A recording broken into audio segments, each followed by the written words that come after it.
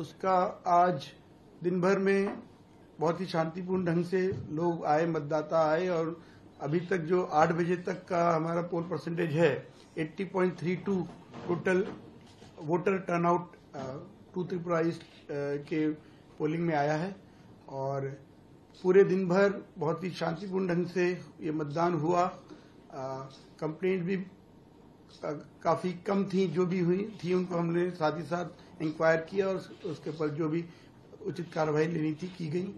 तो इसके लिए मैं सबसे पहले सभी मतदाताओं को धन्यवाद दूंगा कि वो बिना किसी भय के अपने घर से निकल के अपने मतदान केंद्र तक गए और उन्होंने ये अपना मतदान दिया।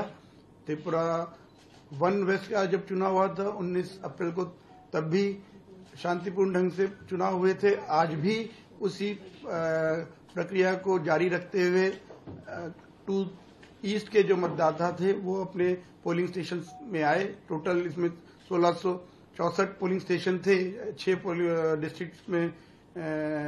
उन सभी में अच्छी संख्या में लोग आए और उनका चुनाव हुआ। तो मैं उनको दोबारा धन्यवाद देता हूं कि उन्होंने इस चुनाव प्रक्रिया को सफल बनाया। साथ ही साथ मैं जो पॉलिटिकल पार्टीज हैं, कैंडिडेट्स हैं, उनको भी उन्होंने जो इस चुनाव के क्रियान्वयन में हमारा को सहयोग दिया, उनको धन्यवाद देता हूं। आप सभी मीडिया लोगों का, आप लोगों ने भी समय समय पर जो इलेक्शन प्रोसेस है उसके बारे में मतदाताओं को अवगत कराने में, पॉलिटिकल पार्टीज को, कैंडिडेट को बताने में, और जो कैंडिडेट्स की तरफ से या मतदाताओं की तरफ से जो उनके सुझाव, उनके कोई प्रश्न, उनके जो कुछ कंप्लेंट्स है, उनको भी हम तक पहुंचाने में सहायता की। तो उसके लिए भी मैं आप सबको धन्यवाद देता हूं। और ये पूरी प्रक्रिया जो 16 मार्च को आरंभ हुई थी इलेक्शन कमीशन के चुनाव की अनाउंसमेंट के साथ, उसमें जो पोलिंग प्रोसेस है हमारी, पोल जो 2 फेज में होना था, फेज 1 फेज 2, उसको हम लोगों ने काफी सुचारू रूप से कंप्लीट किया है। अब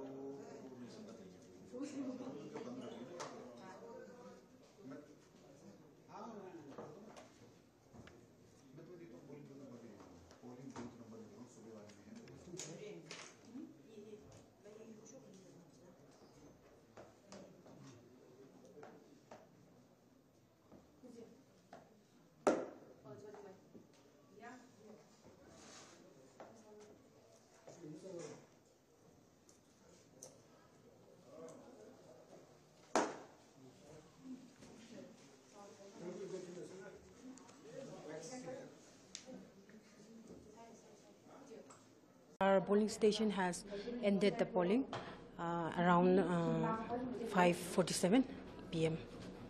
And what is the procedure now after voting over? So right now we are packing the VVPAT ballot unit and control unit, and we are getting ready to dispatch at the office. And in your polling station, all peaceful? Yeah, it's all quite peaceful, starting from the beginning until the end. And the village people are quite cooperating, and we happily have ended voting day. Thank you. Thank you.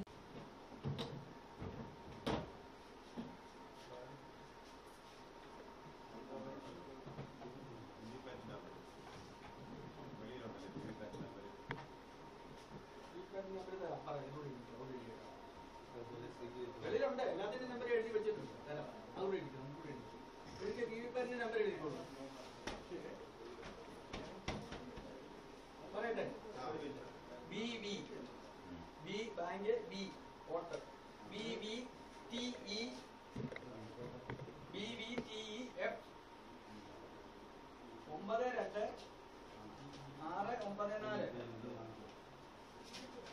ഒന്നുകൂടെ പറയാം BVTEF 92 694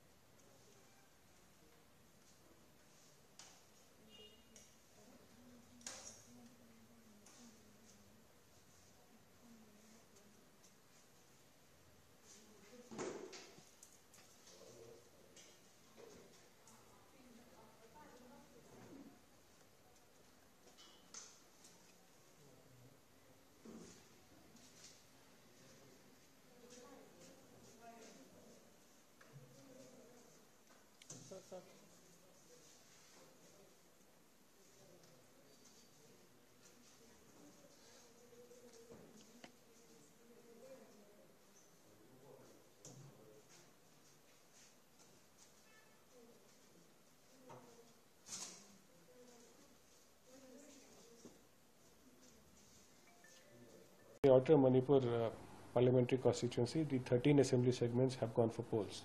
So voting has remained peaceful by and large. One incident of damage to EVM has been reported so far. We are looking into it. And we have been following up with all the districts, and they have reported that voting has been peaceful, and also people have turned out in huge numbers. So as compared to the previous elections, I can say that this time the election in the Outer Manipur has been very, very peaceful.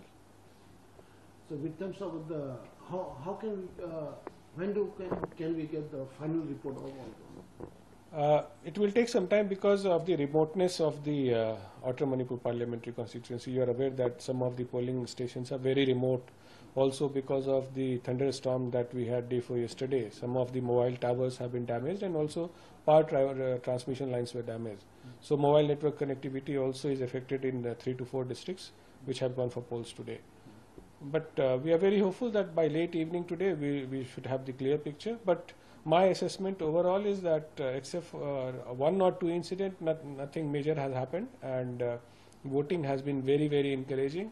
Till the last report that we received about an hour back, the voting percentage was in the range of 75%, and no major hiccups were reported, and the security deployment also was good in all the polling station locations.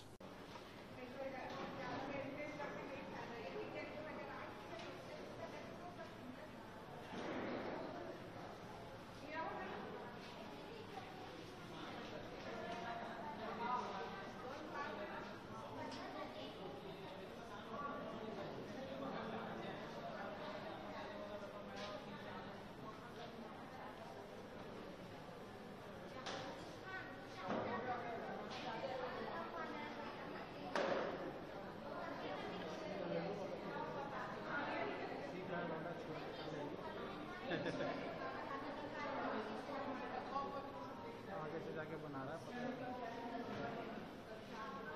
वो कैसे हिला रहे हैं मेरी role नहीं है ना मेरा लड़का अच्छा बनाता है कैमरा वाला जो प्रोग्राम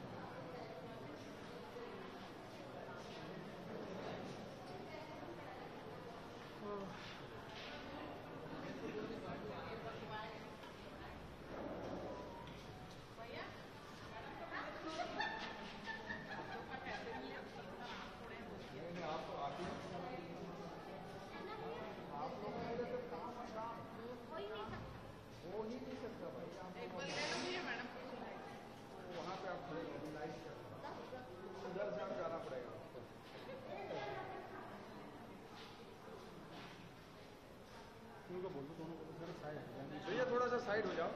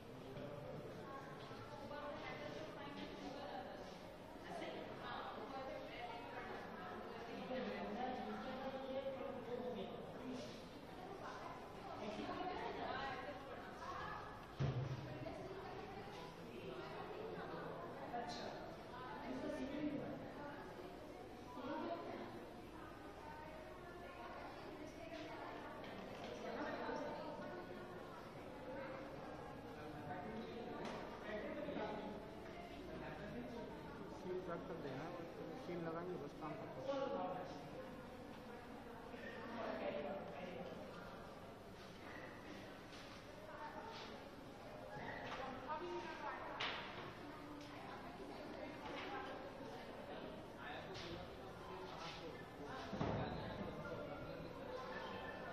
का फोर्थ फेज में झारखंड में कितना 4 पार्लियामेंट्री कॉन्स्टिट्यूंसी है उसका स्क्रूटिनी आज कंप्लीट हुआ। सिंहभूम में 21 नॉमिनेशन था, उसमें 7 रिजेक्शन हुआ, अभी 14 कैंडिडेट है। लोहरदगा में वो 17 नॉमिनेशन था, उसमें 2 रिजेक्ट हुआ, अभी 15 कैंडिडेट है। पलामू में 11 नॉमिनेशन था, उसमें एक भी रिजेक्शन नहीं था, उसमें 11 नॉमिनेशन कैंडिडेट है। अभी कुटी में 16 कैंडिडेट था, उसमें 9 रिजेक्शन हुआ, 7 कैंडिडेट है।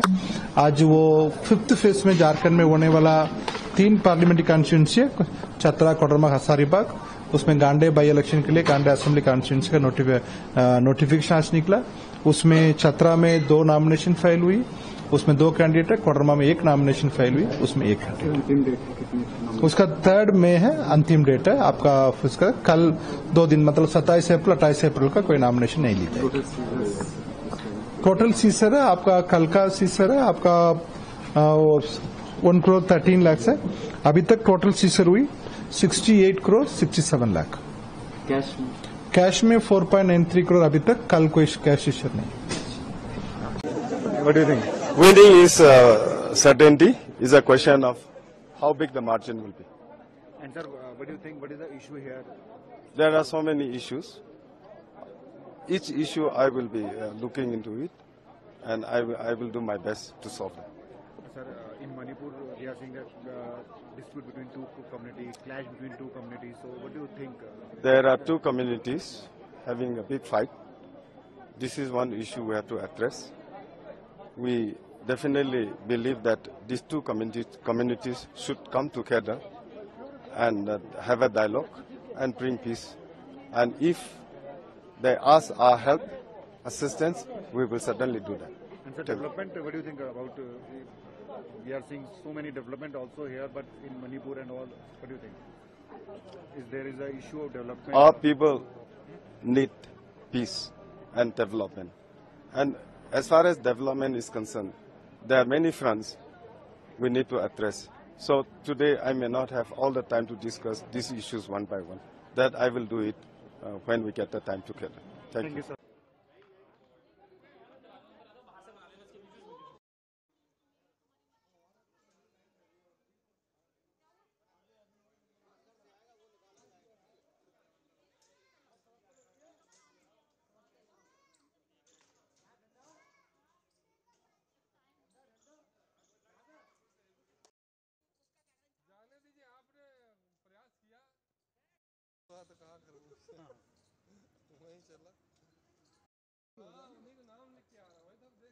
मतदान बहुत शांतिपूर्वक संपन्न हो चुका है और ठीक रहा यहाँ एकदम। कोई ऐसी खबर आई जहाँ मशीन खराब हुई हो या फिर किसी का वोट गलत पड़ गया हो, ऐसी कोई जानकारी? नहीं, यहाँ ऐसी कोई न किसी का वोट गलत पड़ा है, न मशीनें यहाँ कोई खराब हुई है। मेरे बूथ की बात कर रहा हूँ मैं तो अपने यहाँ बूथ नंबर 60 पर। सर, वोटिंग क्लोज हो चुकी है? हाँ, वोटिंग हमारी क्लोज हो चुकी है। जो लोग यहाँ पर अंदर थे वो भी जा चुके हैं? हाँ, वो जो जा चुके हैं जो अंदर थे, और यहाँ मतदाता अब नहीं रहे, मतदाता जा चुके हैं और हमने जो अपना मतदान जो है इस समय क्लोज कर दिया गया। ये ईवीएम सुरक्षित स्ट्रांग रूम में पहुंचाई? हाँ, ईवीएम स्ट्रांग रूम में सुरक्षित पहुंच जाएगी विद फोर्स के यहाँ जो हमारे सैनिक।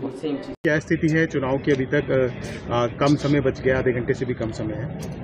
देखिए, पूरे दिन शांतिपूर्वक मतदान चला है। अंतिम समय हमारे सभी अधिकारी एकदम अलर्ट पे हैं। 110 सेक्टर मजिस्ट्रेट हमारे, 11 zonal magistrate, 4 super zonal magistrate, मैं और एसपी साहब भी लगातार भ्रमणशील हैं। लगभग अभी 5 बजे की जो पोलिंग परसेंटेज है, वोटर्स टर्नआउट, वो 62% से थोड़ा अधिक है। अभी आधे घंटे से कम का समय बकाया है। उम्मीद है कि देखिए थोड़ा और मतदान का रिकॉर्ड ब्रेक करेगा। अब तो 6 बजे के बाद ही देख के बता पाएंगे। एक्सपेक्टेशन है कि हम लोगों ने एफर्ट किया है, पॉलिटिकल पार्टीज ने भी काफ़ी एफर्ट किया है, स्वीप की एक्टिविटीज़ अच्छी हुई हैं, इसके अलावा वोटर्स में भी जागरूकता आई है, तो उम्मीद है कि वोट परसेंटेज अच्छा होगा। अब पिछले रिकॉर्ड से कहाँ पहुँचेगा इसको अभी बताना ठीक नहीं।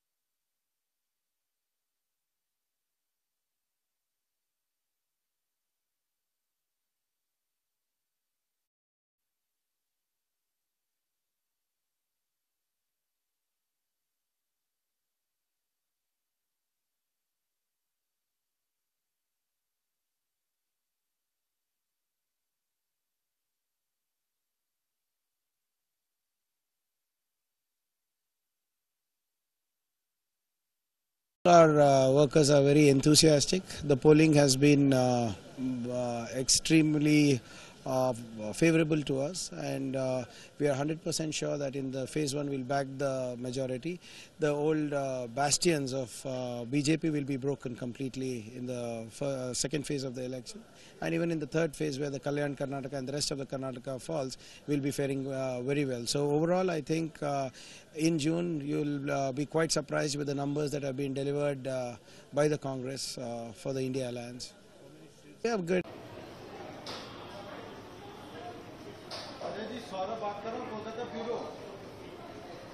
सर्वर 19 सीलिंग प्रोसेस मिल रहा है ना लाइफ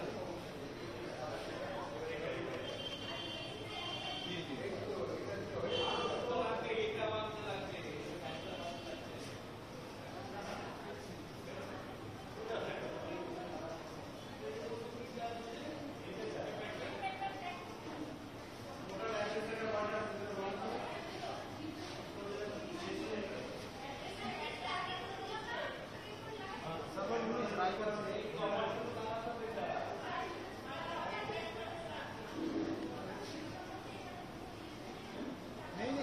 रायगंज उत्तर दिनाजपुर रायगंज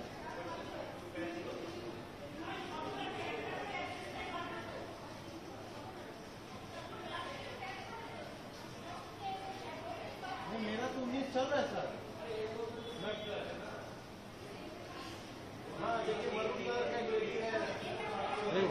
कनेक्टिंग करेছি हाँ उसमें पास में पीला कलर का बंदा खड़ा है टी शर्ट में केबल जी जी जी जी रायगंज सर रानी नहीं रायगंज जी जी जी बूथ नंबर है 125 जी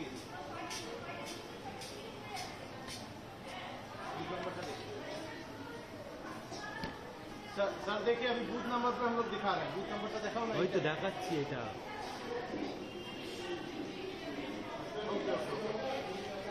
बूथ नंबर देखে কি করব ওকে ওকে ওকে সিলিং ফিল্টার বুথটা চেক করে নিন আরে আমি রাইডার্স বলে তো লিখেছে মধুগঞ্জ লাইভ আছে লাইভে আছে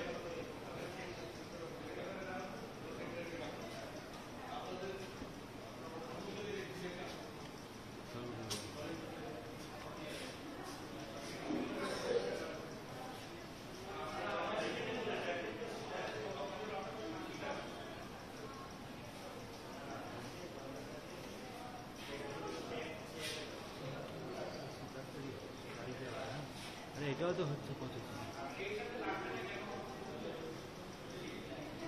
हमारा ज़िला में कुछ जगह शैडो एरियाज़ में है वो शैडो एरियाज़ में हैम रेडियो और वायरलेस कम्युनिकेशन का सुविधा दिया है उसका भी कंट्रोल रूम से बात हो जा रहा हूँ और वहाँ वायरलेस से भी कम्युनिकेशन हो रहा है और बाकी जो इलेक्ट्रिसिटी पीने का पानी टॉयलेट फैसिलिटी ये सारे पोलिंग स्टेशन में हमने दिया है हमारा जो 3 लोकेशंस ऐसा है छामनू में पुष्पराम पारा नंदराम पारा मजिस्ट्रेट कारबारी पारा ये 3 लोकेशंस में पोलिंग पार्टी को 1 किलोमीटर 2 किलोमीटर पैदल जाना पड़ता तो वही जगह पे हमने पोर्टर का सुविधा दिया है स्पॉटर्स अरेंज किया है और यहाँ पे पीने का पानी को हमने वाटर जार में दे दिया वो कैरी करने के लिए पोर्टर का असिस्ट में किया है कल रात को पोलिंग पार्टी सेफली अरेव किया है ये लोकेशंस में जो भी वोटर्स हैं वो आने में कोई दिक्कत नहीं होंगे और बाकी ये इस एरिया में हमारा शैडो एरिया भी है ये तो 2-3 पोलिंग स्टेशन में और एसपी खुद जाकर विजिट भी किया था वहाँ पे जो जाने वाला रास्ता में कुछ प्रॉब्लम था वो भी हमने ठीक किया है तो कल रात को सेफली वो लोग पहुँच गया है एंड अभी हमारा पूरा कम्युनिकेशन हैम रेडियो और वायरलेस से चल रहा हूँ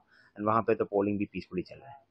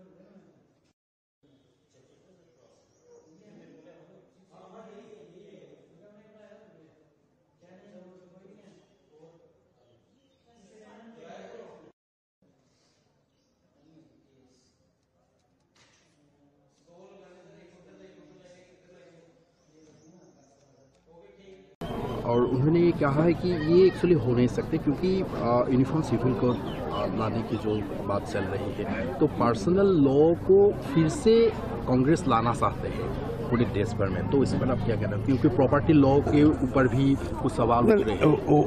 उन लोग अभी ठग गया है। उन लोग देखा है जो 370 हम लोग स्क्रैप किया है। यूनिफॉर्म सिविल कोड निश्चित रूप से आएगा। जो 400 जो इस बार 700 पार ये जो हम लोग बोल रहा है, तो निश्चित रूप से अगले दिन जो भारत का जो संसद होने के जा रहा है, निश्चित रूप से यही भी होगा। और इसीलिए उन लोग कांग्रेस ने जो हम लोग जो करने के चाहता है उनका विरोध में काम करने के लिए प्रयास करता है। अभी उन लोग का जो पहले बोला था, जो ओल्ड पेंशन के लिए बोला था, अभी ओल्ड पेंशन के कमिटमेंट दे के अभी क्या उन लोग का हालत हुआ है। पहले बोला था जो हर महीना 15 केजी चावल एक्स्ट्रा देगा, अभी एक्स्ट्रा देने के बाद अभी दे नहीं पाता है कि हर भारतवर्ष में जो एक ही आइन है, NFSA आइन है, वो NFSA में जितना चावल मिलेगा उतना ही मिलेगा, लेकिन उन लोग कमिटमेंट दे जाए। तो कमिटमेंट देने के लिए कोई रुपया नहीं लगता है, कमिटमेंट देने के लिए कोई टैक्स नहीं लगता है। लेकिन हम लोग जो कमिटमेंट देते हैं वो काम करके दिखाते हैं, क्योंकि हम लोग पावर में आता है लोगों को साथ खेलने के लिए नहीं, समता के लिए हम लोग नहीं आता, सेवा के लिए आता है। तो इसलिए लोगों ने अगले दिन निश्चित रूप से बीजेपी और बीजेपी अलायंस को आगे बढ़ाएगा। Prime Minister Modi also said that the Congress has deeply conspired to take away the rights of OBC, SC, ST. Definitely, क्योंकि पहले जो ओबीसी के लिए जो काम किया था, पहले तो ओबीसी लिए काम नहीं किया, पहले तो हम लोग के कमीशन बनाया था, पहले तो काम नहीं किया था। तो एसटी के लिए अभी टॉप प्रायोरिटी है। अभी पीएमए के घर हो क्या मकान हो के जितना स्कीम है, एस्पिरेशन डिस्ट्रिक्ट तो हम लोग के बनाया।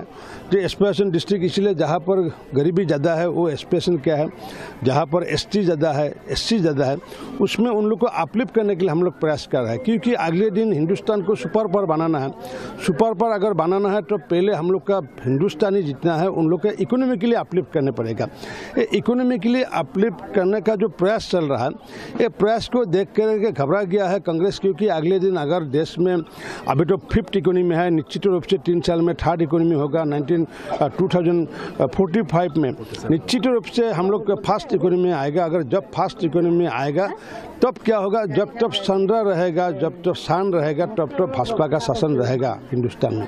तो आपको फुल्ली कॉन्फिडेंट है कि इस बार भाजपा की सरकार फुल मेजोरिटी के साथ? 100% मेजोरिटी। पिछले बार जितना मिला था इससे हम लोग का ज़्यादा मिलेगा, ये 100% कन्फर्म है। आपको मौका दिया गया है, एक नई फील्ड में आपको मौका दिया गया है, क्या कहना चाहेंगे सर?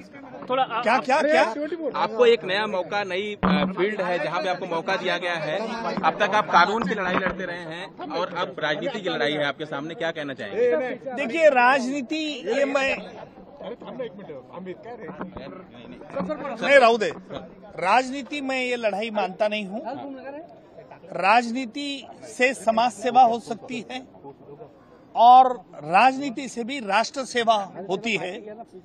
ये नया फंडा मैं जरूर अपनाऊंगा और राजनीति के माध्यम से इस देश की सेवा करने का मौका मुझे मिला है, इसलिए मैं खुद को भाग्यवान समझता हूँ। सर, एक अहम सवाल सर ये भी है कि वर्षा गायकवाड़ आपके सामने एक कंटेंडर है जो कि काफी अनुभव है उनको, उस पर क्या कहना चाहेंगे सर?